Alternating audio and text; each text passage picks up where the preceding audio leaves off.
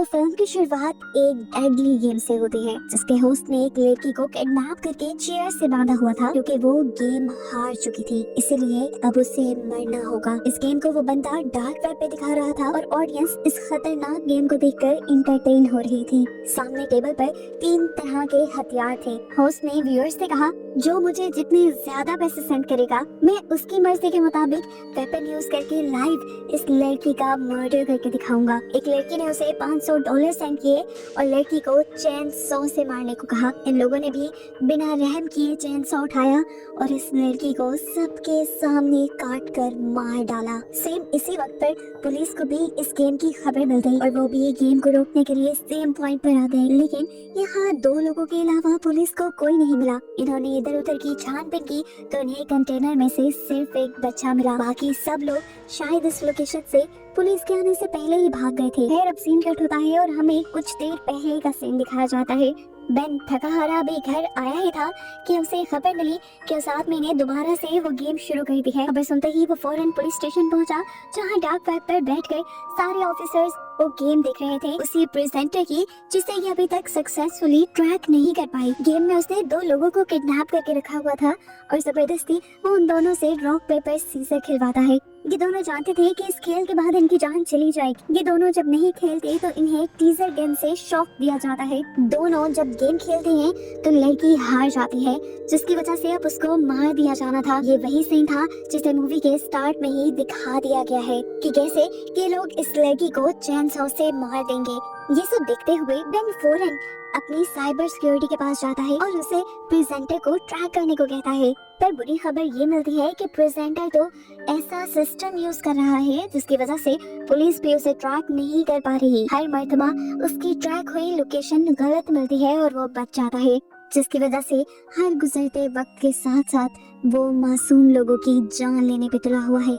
Scene cut होकर हमें Katya नाम की एक लेडी को दिखाया जाता है जिसका आज जॉब पे पहला दिन था। उसने कस्टमर्स को बहुत अच्छे से डील किया और इसी टाइम पे उसकी कोवर्कर सोफिया उसके पास आई। यहाँ सीन कट होकर हमें शो के प्रेजेंटर को दिखाया गया जो फुल टाइम कातिया के ऊपर ही नजर रख रहा था। कातिया के साथ उसने 3 और लोगों पर भी नजर रखी हुई थी। शायद वो इन तीनों को ही किडनैप करके अपना शिकार बनाने वाला था। यहाँ पर हम बेन को देखते हैं जो अभी भी उस प्रेजेंटर के पुरानी शो को देख रहा है। बैकग्राउंड पे उसे कुछ लोग दिखाई देते हैं और जब वो उनके बारे में इन्वेस्टिगेट करता है तो उसे पता चलता है कि इन लोगों का भी किडनैप हुआ था। यानी प्रेजेंटर यहाँ जितने लोगों को मार रहा था उन्हें वो इलीगली किडनैप किया करता था। यहाँ जॉब खत्म होने के बाद अब कातिया घर जाने के लिए निकल ही रही थी, फिर सोफिया ने उसे रोक लिया क्योंकि आज उसका पहला जॉब का दिन था और सोफिया चाह रही थी कि उसके साथ थोड़ा सा टाइम स्पेंड किया जाए। कातिया बताते हैं, मैं रुक नहीं सकती क्योंकि घर पर मेरा बेटा और मेरी मॉम मेरा इंतजार कर रहे होंगे। लेकिन सोफिया के बहुत ज्यादा इंसिस्ट करने पर वो एक जूस पीने के लिए रुक गई। इन्होंने बातें की और जैसे ही कातिया जाने लगी तो हमने प्रेजेंटर को देखा कि उसने अपने लोगों को अलर्ट रहने का कह दिया था। कातिया के एक सुनसान जगह पहुंचते ही वो सारे मिलकर कातिया के ऊपर हमला करके उसे बेहोश कर देते हैं, जिसके बाद हम देखते हैं कि कातिया को भी अब उस लोकेशन पे पहुंचा दिया गया था जहां पर प्रेजेंटर वो शो किया करता था। उसे जब होश में आया तो वो घबरा गई। इससे पहले कि वो चिल्ला देती, एक आदमी चादर से मुंह निकालकर उसे आहिस्ता बोलने को कहता है और बताता है कि अगर कोई भी यहाँ पर शोर करता है तो वो उसे टीजर गन से शॉक देते हैं। कातिया परेशान हो गई थी, वो जानती थी कि घर पे उसका बेटा और उसकी मॉम उसका वेट कर रहे होंगे। उसने साथ में से पूछा, कौन है ये लोग जिन्होंने हमें यहाँ पर बांध रखा है। वो आदमी बताता है कि इस बारे में मुझे भी ज्यादा नहीं पता, मुझे भी अभी किडनैप करके लाया गया है और होश में आने पर जब मैं बोलने लगा तो मुझे टीजर गन से शॉक दे दिया। इन्होंने देखने को मिला कि अब प्रेजेंटर ने इन लोगों की किडनैपिंग की वीडियो भी अपने अकाउंट पर पब्लिश कर दी थी। ये देखकर बेन बहुत ही ज्यादा गुस्से में आ गया और उसने अपनी टीम से कहा कि इन सारे लोगों की इंफॉर्मेशन निकालो, ये लोग कहाँ कहाँ काम करते थे और कहाँ कहाँ से इन्हें किडनैप किया गया। बेन बुरी तरह इस केस में फंस गया था, कहीं पे भी उसे कोई सुराग नहीं मिलता था जहाँ जाकर वो प्रेजेंटर को पकड़ पाए। अब उसके दिमाग में केस को सॉल्व करने का एक आइडिया आता है। वो एक ऐसे कैदी के पास जाता है जिसे उसने ही अरेस्ट किया था एक डार्क वेब वाले केस पे।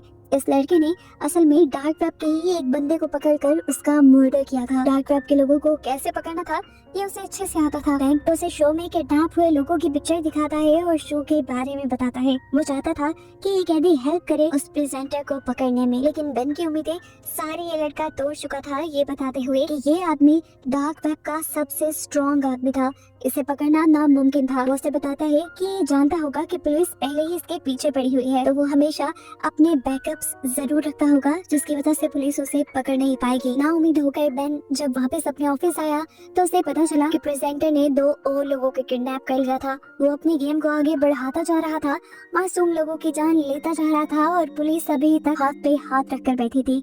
सीन कट होकर दिखाया जाता है कि प्रेजेंटर ने अपना दूसरा शो भी शुरू कर दिया था। इस मर्तबा उसके शो में बहुत सारे कंटेस्टेंट थे।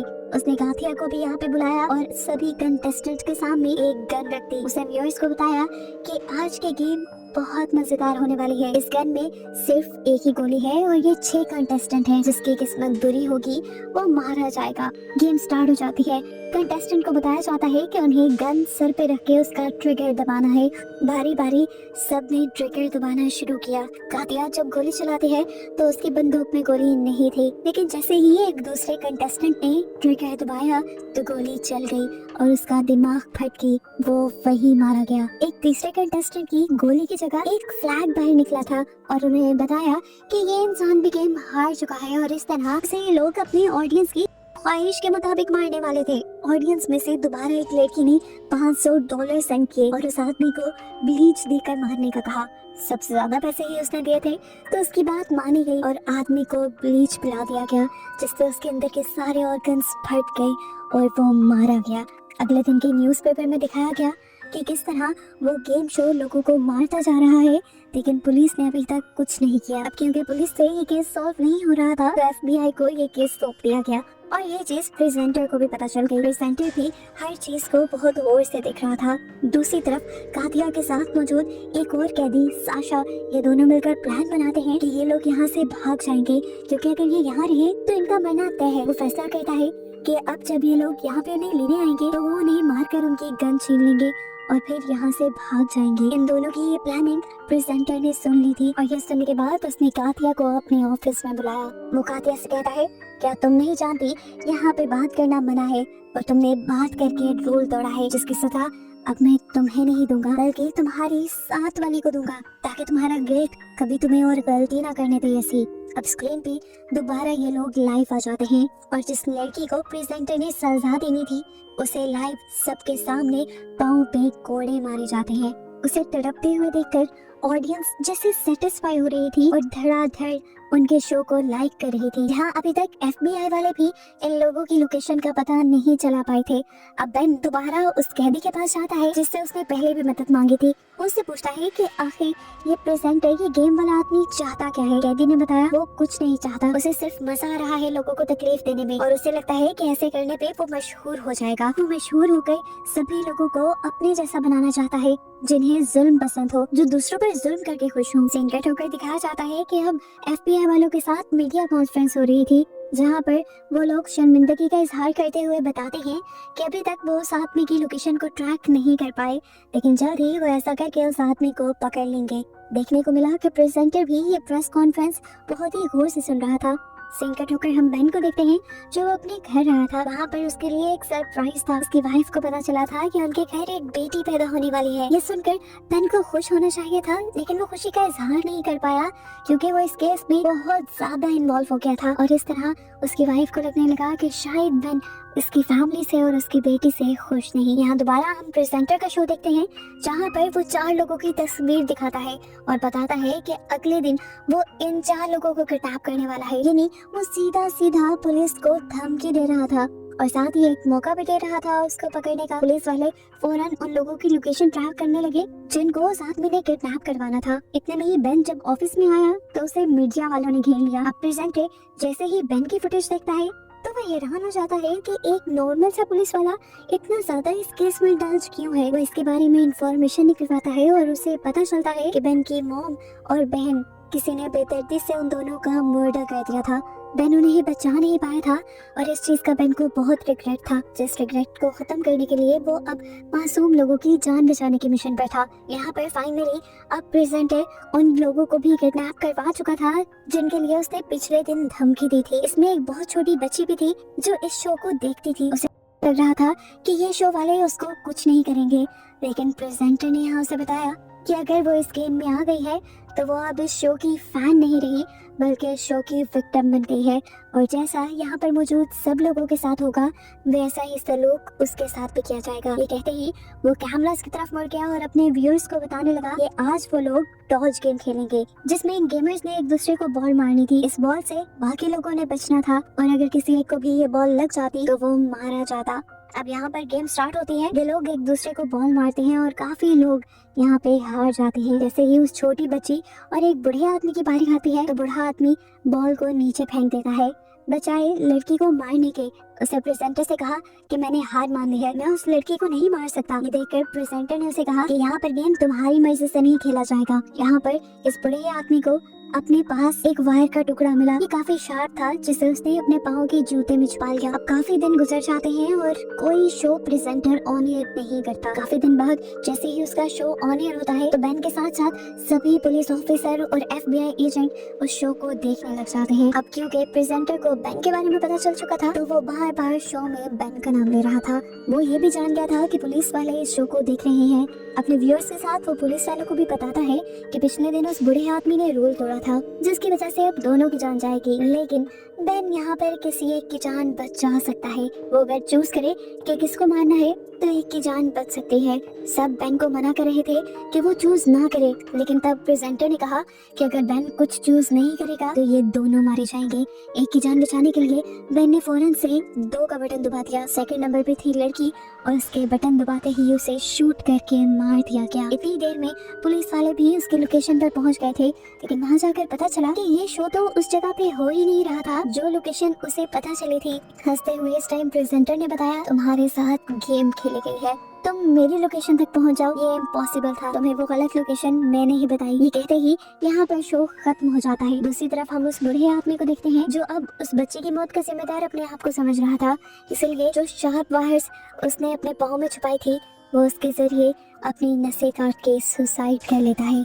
जैसे यहाँ पे सब लोगों ने उस बूढ़े आदमी को मरा हुआ देखा तो इन सबको काफी दुख हुआ। दूसरी तरफ दिखाया गया कि अब बेन भी शदीद शौक में था क्योंकि वो अब मासूम लड़की की मौत का जिम्मेदार अपने आप को समझ रहा था। वो इस गिल्ड से बाहर निकलना चाहता था, कुछ करना चाहता था, इसीलिए वो जब ऑफिस के लिए निकलने लगा तो उसे अपने गेट पे एक पार्सल रिसीव हुआ। वो जानता था कि पार्सल जरूर प्रेजेंटर ने भेजा होगा क्योंकि वो बार बार जबरदस्ती बेन को इस सब में घसीटना चाह रहा था। हम देखते हैं कि प्रेजेंटर खुद गाथिया के पास आया है। उसने गाथिया को बताया कि आज तुम्हारी मौत का दिन है, अगर तुम चाहो तो अपने छोटे लाइन से बात कर सकती हो। वो हैरान हुई ये जानकर। छोटा लाइन वो अपने बेटे को कहती थी, ये बात उसे कैसे पता चली? उसे याद आया कि आखिरी बार उसने ये बात अपनी कोवर्कर को बताई थी। खैर अब प्रेजेंटर उसे ऑन एयर ले गया जहाँ पर उससे पूछा गया कि तुम किसे याद कर रही हो। गाथिया ने बताया कि मैं अपने बेटे और अपनी कोवर्कर को याद कर रही हूँ। बेन को उसकी हिस्ट्री याद आई। बेन ने उसके बारे में इन्वेस्टिगेशन करवाई थी। वो तो सिर्फ एक ही दिन जॉब पे गई थी। अगर उसने अपने क्लिक का नाम लिया है इसका मतलब ये बेन के लिए एक हिंट है। जरूर उसके क्लिक भी इन सब में इन्वॉल्व है। वो फौरन उसके क्लिक इन्हें सोफिया से मिलने के लिए चाहता है, जहाँ पर पहले तो सोफिया उससे कोई बात नहीं करती, लेकिन फिर वो कुछ नोट लिखकर बेन को बताती है कि उसके बेटे को भी इन लोगों ने किडनैप किया हुआ है। कैमरास में से वो इन्हें देख सकता है। उसने जो सब गाथिया के साथ किया वो करना उसकी मजबूरी बन गई थी। मैंने इस टाइम से पूछते हैं कि तुम जब अपने बेटे को रिहा करवाने गई तो तुम्हारा बेटा कहाँ था? सोफिया उसे वो जगह बता देती है। बेन समझ गया था कि जरूर प्रेजेंटर वही शो करता होगा। बिना किसी को बताए वो उस जगह पहुंच गया। बेन ने जाने से पहले बैकअप पुलिस भी बुला ली थी। इतने में हमें शो के अंदर दिखाया जाता है कि जब सारे कंटेस्टेंट एक गेम खेल रहे थे तो उन्हें गन्स दी गई थी। इस मर्तबा सभी कंटेस्टेंट ये फैसला करके आए थे कि वो अपने बजाय यहाँ के लोगों को मारकर अपने आप को आजाद कर लेंगे। इस सब में उन्होंने फायरिंग शुरू कर दी। जवाब में प्रेजेंटर के सिक्योरिटी गार्ड्स ने भी यहाँ पे फायर किया और 2 गेमर्स तो वैसे ही मारे गए, लेकिन टीम ने यहाँ से भागने की अच्छी कोशिश की जिसमें गाथिया भी थी। गाथिया के साथ उसका एक साथी साशा जब बाहर की तरफ बढ़ रहा था तो उसे एक गार्ड ने पकड़ लिया। कातिया उसे बचाने के लिए रुकी, लेकिन साशा ने कह दिया तुम भागो, तुम यहाँ से निकलो और पुलिस को इस लोकेशन के बारे में बताओ। वो यहाँ से निकलने वाली थी, इतने में बेन उससे टकरा गया। कातिया को घबराए देखकर उसने कातिया को तसल्ली दी कि अभी बैकअप पुलिस भी यहाँ आ रही है और सब चीजें नॉर्मल हो जाएंगी। बेन अब कातिया को छुपाकर आगे की तरफ बढ़ता है। प्रेजेंटर इस टाइम एक रूम के अंदर बैठा हुआ था। उसे देखकर प्रेजेंटर ने उससे कहा अगर हिम्मत है तो चलाओ मुझ पर गोली। बेन ने भी जरा नहीं सोचा और फौरन उसे शूट करके मार दिया। और जैसे ही वो उसके पास गया तो मास्क उतारने पर पता चला कि यहाँ पर प्रेजेंटर था ही नहीं। यहाँ पर इस टाइम एक मासूम लड़की को जाल में फंसा कर बिठाया गया था और प्रेजेंटर उसके आने से पहले ही यहाँ से निकल चुका था। ये सब लाइव शो में चल रहा था और शो के व्यूअर्स ये देखकर हंसने लग जाते हैं और बेन का बहुत मजाक बन जाता है। दिखाया जाता है कि अब पुलिस यहाँ पर आ चुकी थी। उन्होंने कातिया को तो रेस्क्यू कर लिया, लेकिन यहाँ पर कोई और उन्हें नहीं मिला। बाहर प्रेजेंटर की वाइफ उसका इंतजार कर रही थी। प्रेजेंटर गाड़ी में बैठा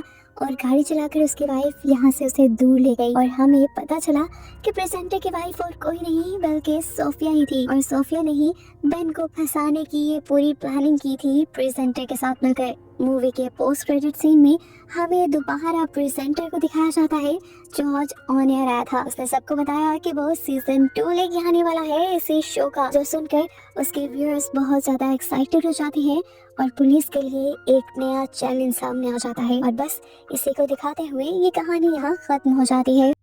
वीडियो को लाइक करें और चैनल को सब्सक्राइब करें।